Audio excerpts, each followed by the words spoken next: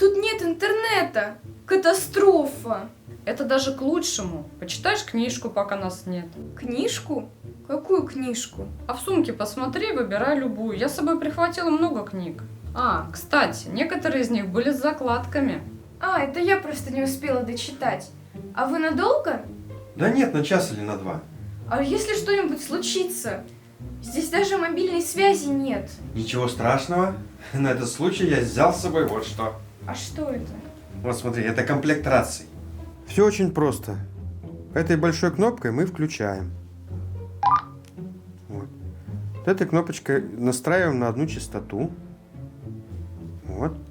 И все. Нажимаем на эту большую кнопку и говорим. Прием, прием. Попробуй. Алло? О, круто! Вот видишь, я тебя слышу. Радиус действия 4 километра, так что я тебя услышу, если что. А может, я лучше с вами пойду?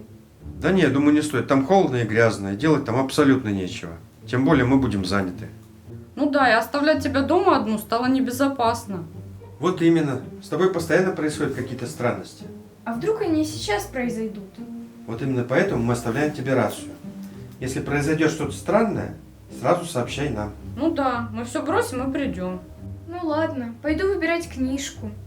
А чай тут есть? Так охота чаю. Да, конечно, в сумке чай. Вот чайник. Наливай, пей. Ну давай, не бойся, мы рядом.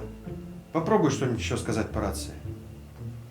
Первый, я второй. В доме происходят странные вещи, мне страшно. Второй, это первый. Возвращаемся на базу. Ну вот и отлично. Периодически говори нам что-нибудь для проверки связи. Ладно.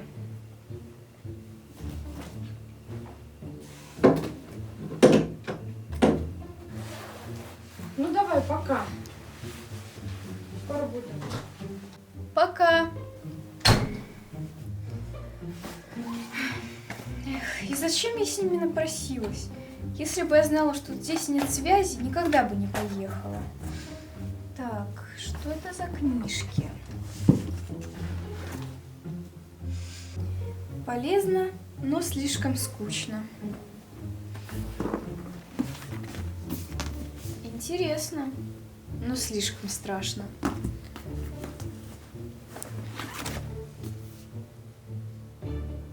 О, «Хоббит». То, что нужно. И интересно, и не так уж и страшно. Тут и закладочка моя. Второй, это первый. Второй на связи. Ну что, все в порядке? Ну да, вы же только ушли. Ну ладно, до связи. Пап, а чай только черный есть? Мама говорит, коробка от черного, но там два вида.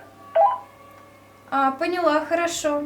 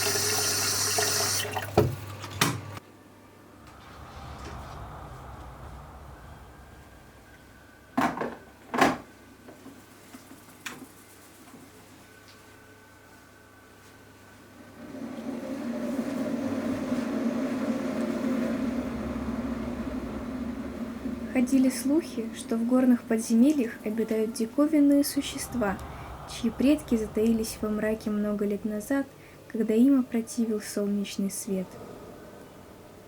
Отчасти эти слухи были справедливы. Даже в пещерах, обжитых гоблинами, встречались такие твари, о существовании которых не подозревали и сами гоблины. Блин, это тоже жутко. Попью-ка я лучше чайку.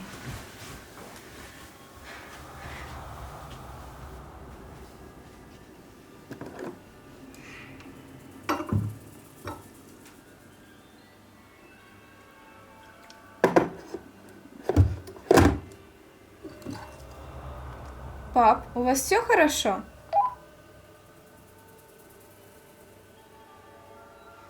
Пап! Первый, я второй. Блин, я так и думала.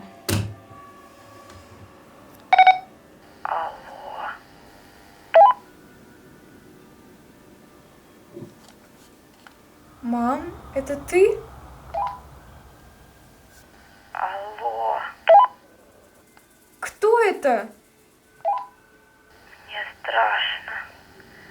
Мне страшно. Мне страшно. Зачем вы заперли меня здесь? Кто это? Помоги мне. Помоги мне. Прошу тебя. Пожалуйста, мне нечем дышать. Здесь темно. Я уже несколько дней в полной темноте. Я что, ослепла?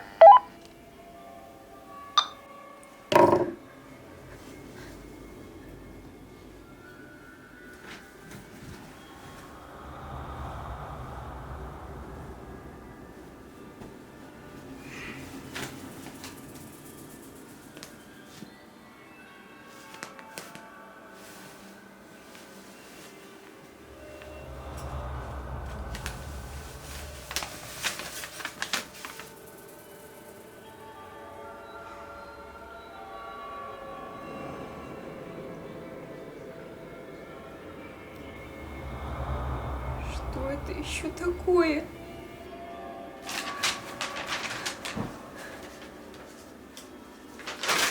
Что тебе от меня нужно?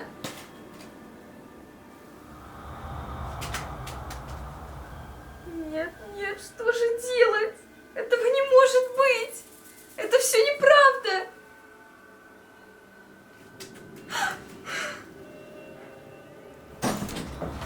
Сонь, с тобой все хорошо? Почему ты не отвечала?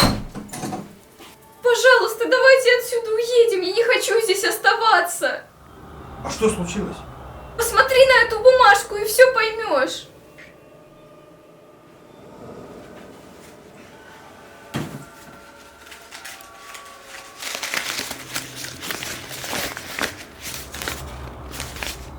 Здесь ничего нет. Как? Под кроватью кто-то есть.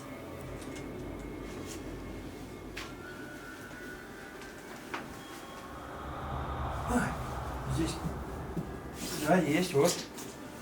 Книжка с ужасами. По-моему, ты слишком впечатлительная. А чья это книжка? Я не знаю.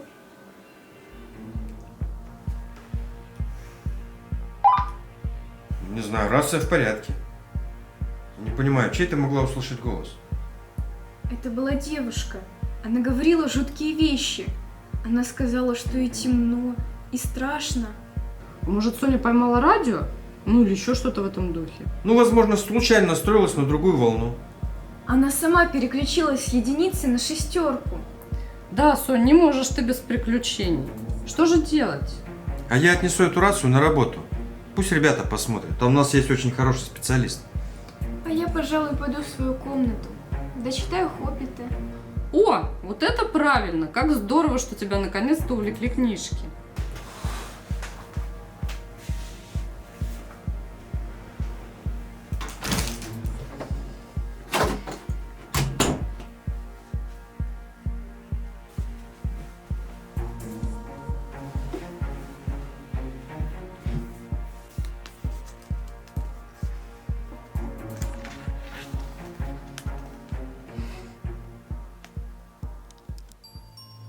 На каменистом островке посреди озера, широкого, глубокого и холоднющего, жил старый голум, маленький и скользкий, как рыба.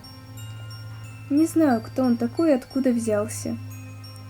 Просто голум, черный как ночь, и только на его изможденном лице светились большие глаза на выкате. У него была лодка, в которой он плавал по озеру, загребая вместо весел лапами.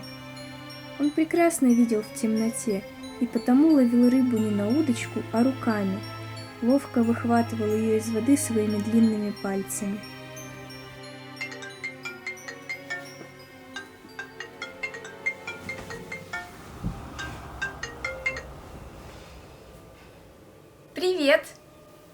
Привет, Настя. Как дела? Не очень. Что-то случилось? Да как всегда. Меня снова преследует дух. Ого, а что ему нужно? Я не знаю. А где ты его взяла? Да я ездила с родителями в командировку. И там мы остановились в каком-то забытом богом месте. Там и начались приключения. Ты кого-то видела? Нет, я не видела ее, но я слышала. Она просила о помощи. А потом я нашла жуткий рисунок. На нем были я и она. Но когда родители вернулись, все исчезло. Как всегда. Да, они снова решили, что я начиталась ужастиков. Да, все как обычно. Ты слышала ее голос? Да, в рации. Папа оставил мне ее. И там я услышала ее голос. Она говорила, что и темно, нечем дышать. Ого, звучит очень страшно. Да уж, но папа сказал, что заберет эту рацию на работу, поэтому, надеюсь, я больше никогда не услышу этот жуткий голос. А у тебя что нового? Ну, у меня как-то скромно по сравнению с тобой. Вот сходила недавно в магазин, купила немного косметики, но на фоне твоих историй это слишком банально. Ох, Настя, я бы лучше предпочла думать о косметике. До сих пор вспоминаю этот жуткий голос. Да забудь ты о ней. Рация тебе больше не нужна. Значит, дух не сможет с тобой связаться. Надеюсь. Ну давай, не грусти. Звони, если что. Хорошо. Угу. Пока.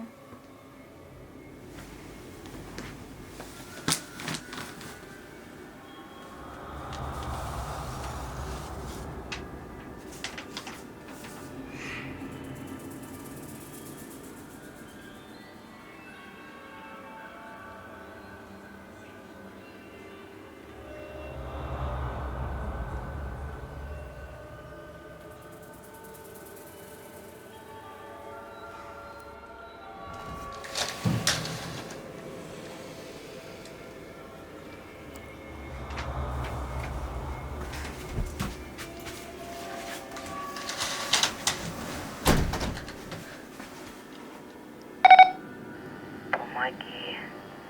Помоги. Пожалуйста. Мне страшно. Мне темно. Мне нечем дышать. Спонсоры моего канала: Александр Сало, Зая Ди Лайф, Диана Клименко